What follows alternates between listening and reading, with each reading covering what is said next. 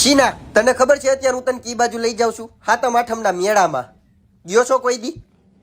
હાતમ આઠમનો મેળો એટલે? પેલા તમે સાઈની સવો કા સૌથી પેલા આવે રાંધણ છઠ એમાં બનાવે તીખી પૂરી મેંદાની પૂરી શક્કરપારા ને ચેવડો પછી ઢોકળી શાક ને સૂકી ભાજી ટાઢું ખાવાનું છે 2 દી. ટાઢું? હા ટાઢું એનું મહત્વ છે તને સમજાવીશ. પછી જાય છીએ આપણે મેળામાં ખાણી પીણી શકેડી ને જમ્પિંગમાં જો કે આપણને નહીં લે હાંડિયા જેવડા થઈ ગયા છીએ પણ ફજર જેવું ઉપર જઈને નીચે આવે ને આપણે રાડ પાડવાની છે. હું રાન નહીં પાડું હો. મારી ભેગું આવું હોય તો રાડ પાડવી જ જોઈએ છે નકર તાર શકેડીને પૈસા તું જ દેજે હું નહીં દઉં.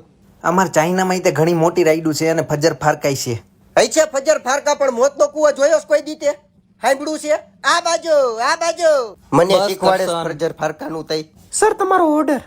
ચૂકી ભાજી થેપલા દઈ છે ને ભેગું કોઈ જ ને સાહેબ મેળામાં જાઉં છું. તઈ